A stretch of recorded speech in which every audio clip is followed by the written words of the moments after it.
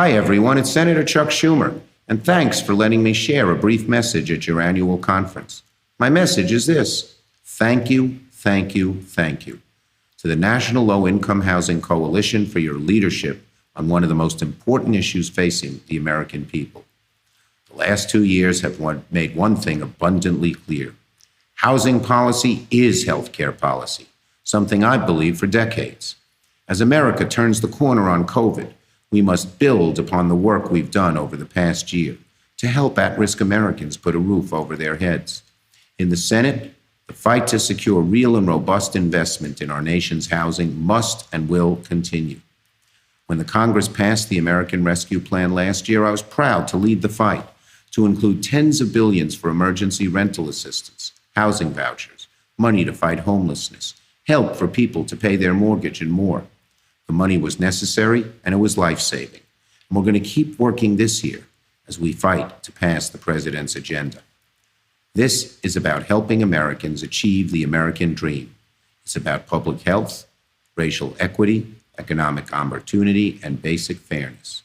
But most of all, it's deeply personal for me. Strong investments in housing have changed the lives of millions of New Yorkers across the decades, and we want to secure additional investments that will transform the lives of millions more in the future. You've all been leading the way in this effort, and I'm very, very grateful for your vision, your expertise, and your undying commitment to help Americans. So thanks much. Hope to see you all in person very soon.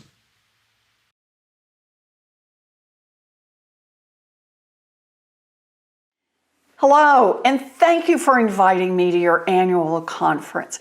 I want to give a special shout out to the National Low-Income Housing Coalition and all of you who are here today. I also want to thank NLIHC's President and CEO, Diane Yentl, for her incredible leadership and partnership. From protecting renters, homeowners, and people experiencing homelessness, NLIHC has long been leading the fight to ensure that everyone in this country has a decent and affordable place. But your efforts could not have been more crucial than they were during the pandemic and its economic fallout. NLIHC fought for emergency aid to keep families in safe and stable housing as millions of people lost their jobs and lost their paychecks. You were on the front lines to ensure that families weren't illegally evicted from their homes or pushed into forbearance as the pandemic raged. Your hard work allowed millions of Americans to keep their families safe during a national health emergency. You saved lives. When I started looking for ways to address the affordable housing crisis a few years ago, I knew I had to reach out to you. And together, we crafted one of the most ambitious affordable housing bills ever put forward in our country, the American Housing and Economic Mobility Act. This is a bill that would create about 3 million new affordable housing units and bring down rents nationwide by about 10%. It would put hundreds of billions of dollars toward programs that help families in urban, rural, and tribal communities actually afford their housing. The bill's biggest investment is in the Housing Trust Fund, one of the most effective and targeted resources we have to increase our affordable housing supply. The fund supports the construction and rehabilitation of homes for the families who need it most. And that's why I've been fighting for an historic funding boost as part of Build Back Better. Last year, I also introduced the Keeping Renters Safe Act with Congresswoman Cori Bush.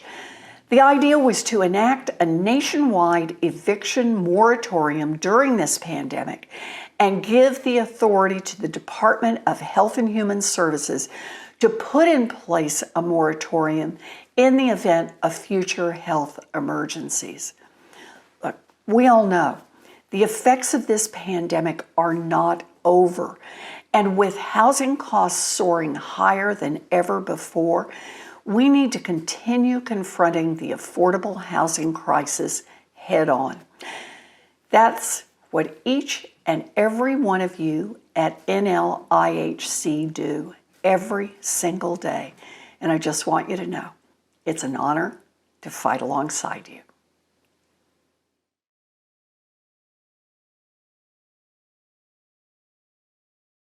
Hi, I'm Chris Van Hollen, and I'm proud to represent Maryland in the United States Senate.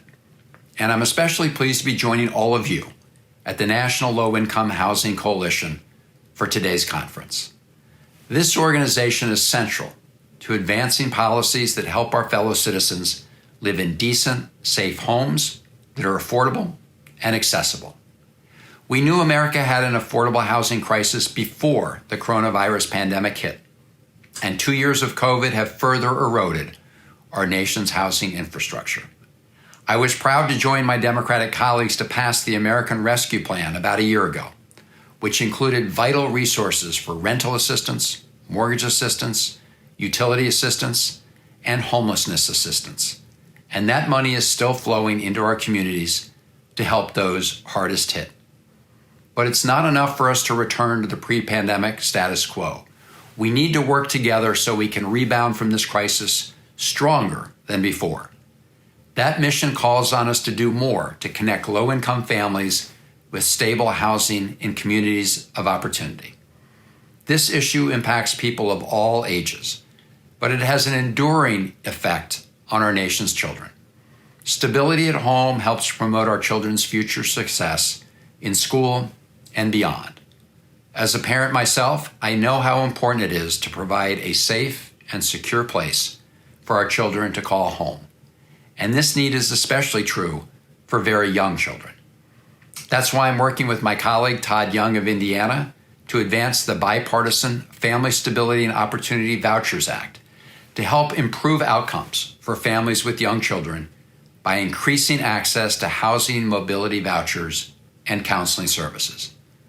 As a member of the Senate Appropriations Committee, I work with colleagues to advance the priorities laid out in that bill by including more funding for housing vouchers in this year's government funding package. And I'm proud to report that we were able to include $200 million for new incremental Section 8 housing choice vouchers in the omnibus for fiscal year 2022, which will support 25,000 more low-income Americans. Those vouchers will go toward families experiencing homelessness, families at risk of homelessness, survivors of domestic violence, veterans, and others. This year's government funding package also includes $25 million for new mobility vouchers for families with young children, which will provide them with the comprehensive wraparound services they need to move from high-poverty neighborhoods to areas of opportunity. And that program is modeled after my bipartisan Housing Choice Voucher Mobility Demonstration Act, signed into law in 2019. These achievements mark important steps forward, but you know we can't stop there. We have a long fight ahead as we work to strengthen our nation's affordable housing infrastructure and end homelessness. That work won't be easy, but I'm confident that we will succeed if we work together. It's in that spirit that I'd like to end where I began, by thanking the entire National Low-Income Housing Coalition family for your important partnership in these vital efforts. And I wish you a very successful conference. Take care.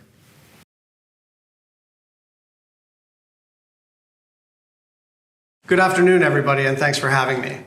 The affordable housing crisis is one of the greatest challenges of our time. Rent is rising faster than incomes, and the number of people facing housing insecurity is growing. But we're making progress. In October, we worked to increase HUD's budget by $5 billion, funding that will expand housing programs for tens of thousands of Americans.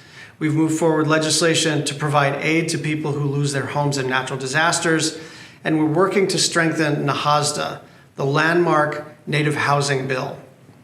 We need to do all we can federally to subsidize housing, but the reality is this: local governments are intentionally creating housing shortages through restrictive zoning.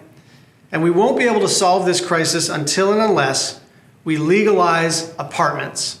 So we have work to do.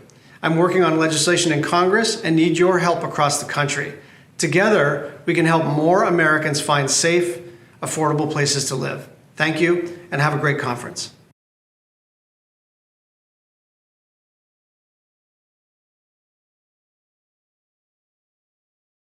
Hi, I'm U.S. Senator Rob Portman. I'm really pleased to be able to speak with you all at the National Low Income Housing Coalition during your annual conference this year. Wish I could be with you in person. I very much appreciate the work you do, helping people get back on their feet, dealing with homelessness, helping making housing more affordable. And it's been a pleasure to work alongside you on these issues and more. Your membership is really diverse. It says a lot about the depth of your work and why you're effective. It's members from state and local affordable housing coalitions, public housing agencies, private developers, property owners, homeless service providers, faith-based organizations, and others. You all have played a vital role in helping people find affordable housing, and there's more to do. Stable housing, of course, is a vital part of getting people back on their feet when they've overcome difficult circumstances, including during this COVID period. And I do look forward to continuing to partner with you to increase the supply of affordable housing. Today, I've been asked to talk briefly about a part of this effort, and that's the Eviction Crisis Act I've introduced with Senator Bennett from Colorado. The Eviction Crisis Act aims to shed light on the root causes of the eviction crisis, much more research into it to figure out more about what the problem is to be able to solve it. It reduces preventable evictions, and it limits the devastation to families when eviction is unavoidable. Through improved data and analysis at HUD, support for landlord community courts, enhancing tenant screening reports, providing funding for people on an emergency basis when they can't make the rent. This legislation addresses the national housing crisis that is undermining the efforts of millions of Americans to rise into the middle class. I appreciate NLIHC's strong advocacy and support of this bipartisan initiative. After dealing with the extraordinary job losses throughout the country due to COVID-19, it's clear that legislation that helps prevent avoidable evictions and reduce homelessness is more important than ever. Hope you all have a good meeting and are able to talk about these and other issues and help us to make progress here in the United States Congress. And again, I thank you for your vital support.